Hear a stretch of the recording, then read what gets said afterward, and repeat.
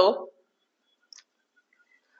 चलिए देखिएगा, हम आपको इससे पहले वाले पार्ट में आपको लगभग 8 से 10 क्वेश्चंस करवा दिए थे। वीडियो लंबा हो गया था इसलिए हमने उसको थोड़ा सा शॉर्ट टर्म में कर दिया है। चलिए देखिएगा, 9 नंबर के सवाल में हम आपको अगले क्वेश्चन पर लेकर के चलते हैं। अगला 9 नंबर का जो क्वेश्चन है आपके पास कह रहा है, अगर डीई रेखा समांतर हो किसके, बीसी रेखा के, तो आपको ज्ञात करना है सीई का मान आपको ज्ञात करना है। देखिएगा, हम एक ट्रायंगल बना दे रहे हैं, यहाँ पर आपको शायद दिख रहा होगा, वहां पर ट्रायंगल और एक रेखा यहाँ पर खींचते रहे। नीले पेन से आपको दिख नहीं रहा होगा इसलिए हम चलिए पेन स्केच चेंज किए दे रहे हैं, ठीक है, मार्कर चेंज किए दे रहे हैं।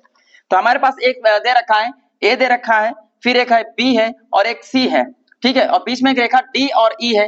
देखिएगा, आपको मैंने थेल्स प्रमेय का सिद्धांत पढ़ाया था कि अगर डीई रेखा बीसी रेखा के समांतर होगी तो इनके अनुपात भी कैसे होंगे, बराबर होंगे, और अगर अनुपात बराबर हुए तो इसकी जो समांतर रेखाएं होंगी वो कैसे हो जाएंगी, इक्वल हो जाएंगी। समझ में आया? तो इन्होंने इसका मान दे रखा है, एडी का मान दे रखा है 1.3 दे रखा है, और डीई का मान दे रखा है 3.9 दे रखा है, और आपको एई का मान दे रखा 1.5 दे रखा है। क्योंकि हम जानते हैं कि डीई रेखा बीसी रेखा के समांतर है तो इनके अनुपात कैसे होंगे, बराबर होंगे। तो इनका अनुपात हम लिख देते हैं, अनुपात इसका हो जाएगा एडी बटे का डीबी बराबर एई बटे का ईसी हो जाएगा।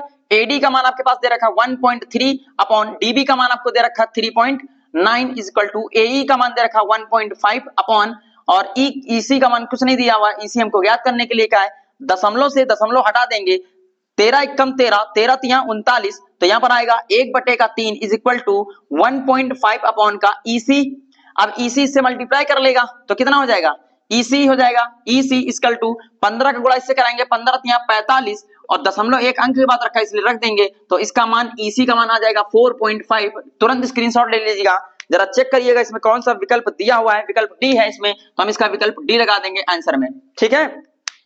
नोट कर लीजिएगा, एक बार फिर से समझा दे रहे हैं। इन्होंने हमसे ये कह दिया है कि एक त्रिभुज है और एक त्रिभुज की जो रेखाएं हैं वो डीई रेखा समांतर किसके, बीसी के। आपको मैंने थेल्स प्रमेय के अनुसार मैंने बताया था कि अगर कभी कोई भी रेखा होगी जो किसी त्रिभुज को बीचों बीच से डिवाइडेड करेगी तो डीई रेखा अगर बीसी रेखा के समांतर होगी तो उसका अनुपात कैसा होगा, बराबर होगा। तो अनुपात हो जाएगा एडी बटे का डीबी और एई बटे का ईसी। आपको आधे मान दिए हुए, जिसके जिसके दिए हुए उसको हमने मेंशन कर दिया है। यहाँ पर देखिएगा एडी बटे का डीबी बराबर का एई बटे का ईसी दे रखा है आपको, तो हम क्या कर देंगे, एडी का मान 1.3 दिया हुआ है और डीबी का मान 3.9 दिया हुआ है, तो हम 3.9 मेंशन कर दिए हैं, और एई का मान 1.5 दिया हुआ है, दशमलव से दशमलव को क्रॉस कर देंगे, यानी कि काट दिया जाएगा, 13 एकम 13, 13 तिया 39, 1/3 मिलेगा, बराबर का 1.5 अपॉन का ईसी मिल जाएगा। ईसी का मल्टीप्लाई क्रॉस मल्टीप्लाई कराएंगे तो ईसी हो जाएगा 1, ठीक, ईसी कैसा हो जाएगा, ईसी 1 हो जाएगा, और 15 का मल्टीप्लाई 3 से करेंगे तो 15 तिया कितना हो जाएगा, 45 हो जाएगा। आई होप कि आपको समझ में आ गया होगा कि ईसी का मान कितना आया है, 4.5। ये क्वेश्चंस लॉन्ग क्वेश्चंस में भी पूछ सकता है, यानी कि 2-3 नंबर में भी पूछ सकता है, इसलिए इसको बताना मैंने जरूरी समझा। देखिएगा, नेक्स्ट क्वेश्चन है आपके पास, कह रहा है कि 10 नंबर का क्वेश्चन है आपके पास, एक 10 नंबर का क्वेश्चन है, थोड़ा सा बड़ा दे दिया है इन्होंने। एक दो त्रिभुज बना दिए, एक त्रिभुज ये बनाया हुआ है और एक त्रिभुज बनाया, इसका छोटा सा पार्ट बना दिया, ठीक है। दोनों त्रिभुजों को हम ध्यान से देखते हैं कि क्या होता है क्या नहीं होता है इसमें। तो देखिएगा, इन्होंने एक त्रिभुज का नाम दे रखा है एम दे रखा है, और एक त्रिभुज का नाम दे रखा है एन दे रखा है, और एल का दे रखा है, ठीक, और इसका मान दे रखा है इन्होंने 70 डिग्री कर दिया है, और इसका मान आपने 3 सेंटीमीटर का रखा है, और इसका मान दे रखा है 4.5 दे रखा है। और एक त्रिभुज आपके पास पी है, फिर एक है क्यू है और एक है आर है। इस क्यू आर को जो मान है उन्होंने 70 पॉइंट रख दिया है। चूंकि हम जानते हैं समरूपता से क्या होता है, एंगल एम बराबर है किसके, एंगल क्यू के, ठीक, एंगल एम बराबर है एंगल क्यू के, और इसे क्या कहते हैं एम, अगर हम इसको ऐसे लिख दें, कुछ इस प्रकार से लिख दें, एम एन बटे का पी क्यू, तो आपको एम एन का मान देखिएगा 3 दिया हुआ है और इसका दिया हुआ है 2 दिया हुआ है। अगर हम इसको काटेंगे तो आ जाएगा 1.5 आ जाएगा। फिर से अगेन देखिएगा, आपको दे रखा है एम एल बटे का पी और आर दे रखा है, सॉरी क्यू और आर दे रखा है, तो क्यू और आर, तो पी एम एल का मान कितना दे रखा है 4.5 अपॉन का क्यू आर का मान कितना दे रखा है 3 दे रखा है, इसलिए जब हम इसको काटेंगे तो भी आ जाएगा 15 तिया 45 1.5। तो आपको यह पता होगा कि जब कभी एक कोण बराबर होता है और 2 साइड बराबर होते हैं तो आपको यह पता हो कि त्रिभुज जो होते हैं वो एक दूसरे के समरूप होते हैं। तो इसमें देखिएगा एंगल दे रखा, तो एंगल आपको an angle N M L समरूप होगा एंगल पी क्यू आर के। तो देखिएगा बीच में एम इसलिए रखा गया है, आपको एक विकल्प देख करके हमेशा कोण को बीच में रखा जाता है, तो विकल्प देखिएगा यहाँ पर एम बीच में है, यहाँ पर क्यू बीच में है, तो आपको इसी से टिक लगा लेना चाहिए था, तो आपका विकल्प सी हो जाएगा, उत्तर में आ जाएगा। ठीक है, फिर से एक बार देख लीजिएगा, समझ में नहीं आया होगा। नेक्स्ट क्वेश्चन आप देखिएगा, हमारे पास दिया हुआ है, हमारे पास अगला क्वेश्चन दिया हुआ है, कह रहा है 11 नंबर का क्वेश्चन है। कल हम ये क्वेश्चन आपको करवा चुके हैं। कह रहा है 1/2 सेंटीमीटर व्यास गोले का पृष्ठ क्या होगा।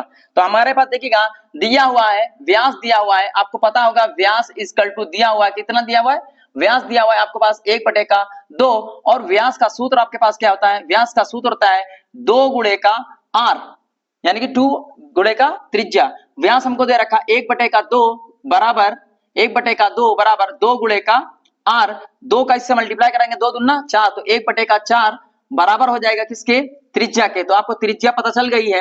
अब आपसे पूछा है, क्या पूछा है, गोले का पृष्ठ क्या होगा। तो गोले का पृष्ठ, गोले का संपूर्ण पृष्ठ पूछ लिया, मान के लिए संपूर्ण पृष्ठ क्या हो जाएगा, तो 4 पाई आर स्क्वायर हो जाता है। तो लिखेंगे 4 गुणे का, क्योंकि पाई में दिया इसलिए पाई का मान नहीं रखेंगे हम, चुपचाप ऐसे ही कर देंगे, गुणे का आर का मान है 1/4 गुणे का 1/4, 4 से 4 कट जाएगा, ऊपर आएगा आपके पास पाई, नीचे आएगा 4 सेंटीमीटर स्क्वायर में दे रखा, तो स्क्वायर में हो जाएगा, यही आपका हो जाएगा कौन सा विकल्प है, पाई बढ़ेगा 4 सेंटीमीटर स्क्वायर, यानी कि बी है आपके पास। एक बार फिर से समझ लीजिएगा, फिर हम आगे बढ़ते हैं। हमारे पास क्वेश्चन है व्यास बराबर का 1/2 और हमारे पास दिया हुआ है, व्यास का सूत्र होता है व्यास बराबर का 2 गुणे का r, 1/2 बराबर का 2r, ये क्या हो जाता है, ये व्यास का सूत्र होता है, ये सूत्र होता है, हमने व्यास का मान रखा है और ये 2 और ये r, 2 आकर के इससे मल्टीप्लाई कर लेगा, यानी कि r इसको भगाएगा तो नीचे ही तो आएगा, तो 2 दूना 4, 1/4, ये हमारे पास r का मान मिल जाएगा। आगे देखिएगा क्या होता है, गोले का आपसे प्रश्न पूछा है तो 4 पाई r स्क्वायर आपसे होता है।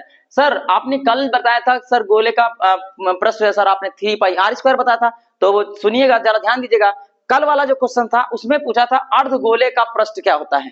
अर्ध गोले का यानी कि आधे गोले का, मतलब उसमें से 1/2 हाफ पार्ट निकाल लिया गया था, 4 में से आधा निकल जाएगा तो बचेगा 3 बचेगा, यानी कि एक पार्ट निकल जाएगा तो 3 पर, इसलिए 3 पाई r स्क्वायर वहां पर लिखवाया था। ठीक है, चलिए ध्यान दीजिएगा, 4 फिर पाई फिर 1/4, 1/4, 4 से 4 काट देंगे, पाई बटेगा 4, यानी कि 4 पाई आ जाएगी जो आपके घरों में होती है। ठीक, कह रहा कि 6 सेंटीमीटर त्रिज्या के वृत्त का एक चाप केंद्र पर 30 अंश का कोण अंतरित करता है, तो संगत चाप की माप क्या होगी। तो देखिएगा आपको दिया हुआ है, ये एक सर्किल है आपके पास और इस सर्किल से 6 सेंटीमीटर का एक व्यास है और इसका क्या होता है 30 डिग्री का एक कोण अंतरित करता है। तो मान के चलिएगा हम लिखेंगे वृत्त की परिधि ऊपर से ले लेते हैं, वृत्त की परिधि का सूत्र होता है 2 पाई r होता है। ठीक है, तो लिखेंगे एक चाप की लंबाई, तो एक चाप की लंबाई के लिए हम क्या कर सकते हैं, लिख सकते हैं इसको हम कुल चाप की लंबाई लिख दीजिएगा, चाप की लंबाई सूत्र था 2 पाई r थीटा बटेगा 360, तो कर देंगे 2 पाई में मान नहीं रखना है, गुणे का त्रिज्या हमको दे रखी 6, गुणे का थीटा का मान कितना है 30 है, बटेगा 360 है, 0 से 0, 12 3 36 और 6 कम 6, 6 दूनी 12, 2 से 2 कट जाएगा, तो आपके पास ऊपर बचेगा आपके पास पाई सेंटीमीटर में है, तो पाई सेंटीमीटर स्क्वायर में नहीं है, तो पाई सेंटीमीटर आपके पास मान हो जाएगा। करिएगा, देखिएगा कैसे क्या करिएगा, हम लोगों ने कर दिया है, इधर देखिएगा ध्यान दीजिएगा, आपसे कहा है कि एक 6 सेंटीमीटर त्रिज्या के वृत्त के एक चाप का केंद्र 30 डिग्री का कोण अंतरित करता है, संगत चाप की माप क्या होगी। तो संगत चाप की लंबाई या संगत चाप की माप आप समझ लीजिएगा क्या होता है। हमको क्या करना है, वृत्त की परिधि हमको पता है कितनी होती है 2 पाई r होती है, संगत चाप की लंबाई का सूत्र हमको क्या करना है 2 पाई r बटेगा थीटा बटेगा 360 कर देना है। तो हमारे पास 2 पाई का मान आपको नहीं रखना है, r का मान दे रखा आपको 6 सेंटीमीटर दे रखा है, तो चाहो तो ऊपर लिख दो 6 दिया हुआ है और थीटा का मान 30 दे रखा है, क्योंकि एंगल क्रिएट कर रहा है, 0 से 0 कैंसिल हो जाएगा, 12 3 36 होता है, 6 कम 6 6 दूनी 12 हो जाएगा, 2 से 2 कट जाएगा, काट करके एक बार फिर से दिखा दे रहे हैं, 2 पाई गुणे का 6 हमारे पास त्रिज्या है, गुणे का 30 हमारे पास थीटा है, बटे का 360 है, 0 से 0 काट दिया जाएगा, 3 एक कम 3 3 दूनी 6, 12 आ जाएगा, 6 एक कम 6 6 दूनी 12 और 2 से 2 काट दिया गया है, ऐसे आया हुआ है आपके पास पाई सेंटीमीटर में। ठीक है, चलिए अगला क्वेश्चन देखते हैं हम लोग ध्यान से। अगला क्वेश्चन देखिएगा, संख्या 182 और तथा 78 का एचसीएफ क्या होगा। तो देखिएगा संख्या कौन सा क्वेश्चन है, 14 नंबर का क्वेश्चन है, 182 और 78 तथा 78 का क्या होगा? तो देखिएगा हम कुछ नहीं करेंगे, 182 लिख देंगे, 78 आगे कर दिया जाएगा। 78 को इससे भाग करेंगे तो जाएगा शायद 7 25 35, 7 चौका 28, 7 दूनी 14, 7 तिरिक 21, 78 का ही है ना कि 48 का है? 78 का है। तो करके देख लेते हैं कितनी बार जाएगा। 7 दूनी 14, ज्यादा बार तो नहीं जाएगा। 7 दूनी 14, 2 बार लेकर के जाए, चलो 2 बार लेकर के जाते हैं। तो 2 8 16, 16 के 6 हासिल आएगा 1, 2 7 14 और 1 15 आ जाएगा 12, 12 में से 6 जाएगा तो 6 बचेगा, 7 में से 5 जाएगा बचेगा 2 बचेगा। 26 को फिर से आगे लिखेंगे, 78 को इसके अंदर नीचे लिख देंगे।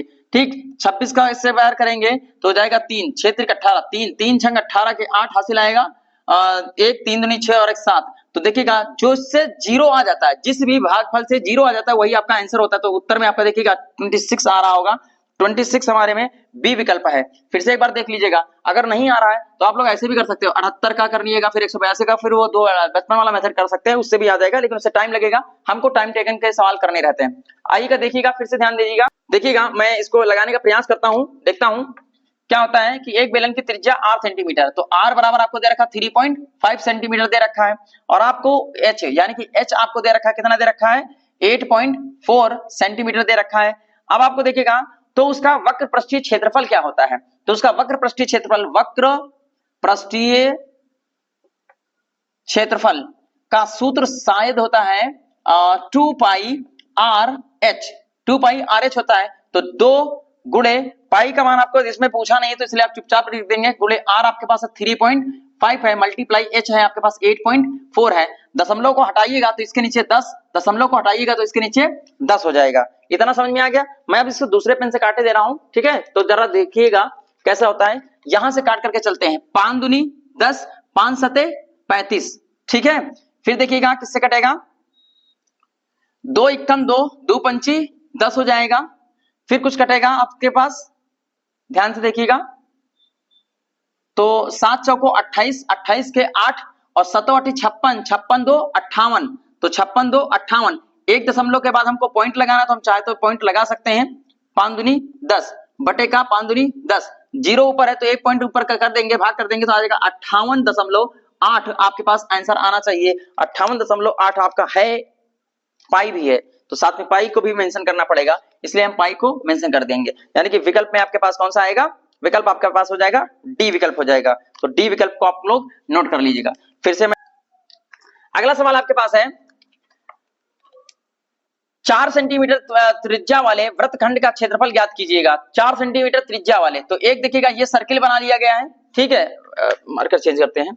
ये आपके पास क्या आ जाएगा, 4 सेंटीमीटर के एक त्रिज्या वाला एक गोला आ गया है, और ये क्या करता है, 60 अंश का कोण डिनोट कर रहा है। आपको त्रिज्यखंड का क्षेत्रफल यानी कि इसका क्षेत्रफल आपसे ज्ञात करना है। बहुत सिंपल सा है, थीटा बटेगा 360 पाई आर स्क्वायर, ये सूत्र होता है। आपको आर बराबर दिया हुआ है 4 सेंटीमीटर, थीटा बराबर दे रखा है आपको कितना, 60 दे रखा है। मान रख दीजिएगा, थीटा का मान कितना है, 60 है, और 360 पाई का मान आपको रखना नहीं है, गुणे आर का मान है 4 गुणे का 4 है। 0 से 0, 6 4 36, 2 3 6, 2 दूना 4, तो 4 दूनी 8, ऊपर बचा आपके पास 8, 3 पाई, विकल्प सी हो जाएगा, सेंटीमीटर स्क्वायर, विकल्प सी।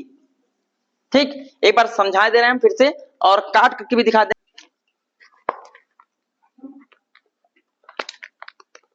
चलिए देखिएगा, त्रिज्यखंड का क्षेत्रफल का सूत्र होता है थीटा बटेगा 360 पाई आर स्क्वायर होता है। थीटा का मान आपको दे रखा है कितना, 60 दे रखा है, बटे 360 गुणे का, पाई को हमको कोई छेड़खानी नहीं करनी है, आर का मान है 4 गुणे का 4, ये आपके पास उसका मान है पाई का, सॉरी आर का। 0 से 0 कैंसिल हो जाएगा, 6 कम 6, 6 चाक 36 होता है, 2 3 6 होता है, 2 दूना 4 होता है, 4 दूनी 8, तो 8 पाई बटे का 3 सेंटीमीटर स्क्वायर में आया होगा आपका आंसर। ठीक, तो जल्दी से कर लीजिएगा।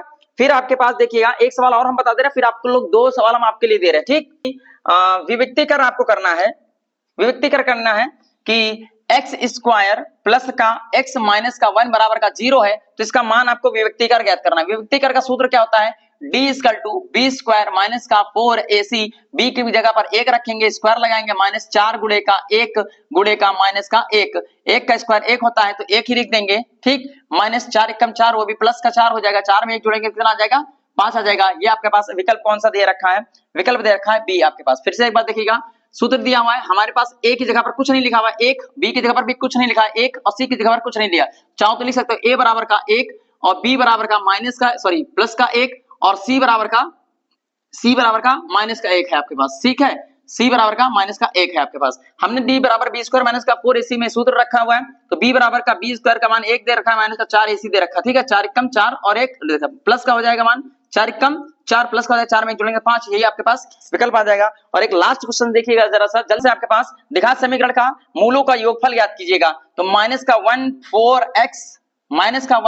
4x और प्लस का 4x स्क्वायर इक्वल टू क्या है 0 है। तो हम क्या करेंगे, इसको पहले सही पद में लिखेंगे। तो ये सही पद में लिखने के लिए 4x माइनस का 4x प्लस का 1 हो जाएगा इक्वल टू 0 हो जाएगा। अब चूंकि सभी समीकरण में कह रहा है कि मूलों का योग ज्ञात करने के लिए एक सूत्र होता है, चूंकि हम जानते हैं अल्फा प्लस का बीटा इक्वल टू माइनस का b अपॉन का a होता है। तो इसमें हम देख लेते हैं a की जगह पर क्या दिया हुआ है, a की जगह इधर लिख दे रहे हैं वरना उधर दिखाई नहीं देगा। a की जगह पर दिया हुआ है 4, ठीक, a की जगह पर दिया हुआ 4 और b की जगह पर माइनस का 4 है और c की जगह पर क्या है 1 है। हम इस सूत्र में रखते हैं। तो अल्फा प्लस बीटा का योग आपसे पूछा है माइनस, और b का मान कितना है, माइनस का b का मान है माइनस का 4 है, और बटे का a का मान कितना है, बटे का मान है 4, माइनस माइनस क्या हो जाएगा, अल्फा प्लस का beta is equal two plus का 4 और बटे का 4, 4 से 4 कट जाएगा, तो अल्फा प्लस का बीटा का मान कितना आ जाएगा, 1 आ जाएगा। ये आपके पास आंसर आ जाएगा। 2 सवाल आपके हैं जो आपको बहुत ही ज्यादा तरीके से बताए और समझाए गए हैं, वो आप करिएगा, और नहीं करके आते हैं तो फिर आप मुझे बताइएगा। चलिए ध्यान दीजिएगा, एक बार मैं फिर से आपको बता दूं, आपके पास 1 माइनस का 4x प्लस का 4x स्क्वायर बराबर का 0 लिखा हुआ है। हमने 4x स्क्वायर माइनस का 4x प्लस का 1 कर दिया है, ठीक। अब हमने क्या किया है, हमारे पास से क्या कहते हैं, एक सूत्र होता है, समीकरण का सूत्र होता है, लिखे भी दे रहे हैं ax स्क्वायर प्लस का bx प्लस का c इक्वल टू 0। इससे तुलना की है, a की जगह पर क्या लिखा हुआ है 4, b की जगह पर क्या लिखा हुआ है माइनस का 4 और c की जगह पर क्या लिखा हुआ है प्लस का 1। हमने यहाँ पर लिख दिया a बराबर 4, b बराबर माइनस का 4, c बराबर का 1। हमारे पास समीकरण का योग के लिए एक सूत्र होता है, मूलों के योग के लिए एक सूत्र होता है, अल्फा प्लस का बीटा इक्वल टू माइनस का b अपॉन का a होता है। अल्फा प्लस का b इक्वल टू माइनस पहले सूत्र में दिया हुआ है, और b का मान आपको दे रखा है माइनस का 4 बटे का a का मान कितना है 4 है, हमने लिख दिया है, और माइनस का माइनस मल्टीप्लाई करेगा तो 4 बना लेगा, 4 से 4 कटेगा तो अल्फा प्लस बीटा का योग कितना आ जाएगा 1 आ जाएगा, ठीक है। जल्दी से आप इन सब लोगों को, जितने भी क्वेश्चंस मैंने अभी आपको करवाए हैं, उनके एक बार रिवीजन करके तुरंत आप आइएगा, ठीक। हम इसके बाद में आपको दूसरा सेट अभी आज ही करवाते हैं, बने रहिएगा, ठीक है, और करते रहिएगा। आज जीत की रात है, पहाड़ हुए सावधान रहना बेटा, आज खूब कस के मेहनत कर लीजिएगा, सुबह का परिणाम कुछ और ही मिलेगा, ठीक है। चलिएगा, बने रहिएगा मलिक कोचिंग सेंटर के साथ में, तब तक के लिए धन्यवाद।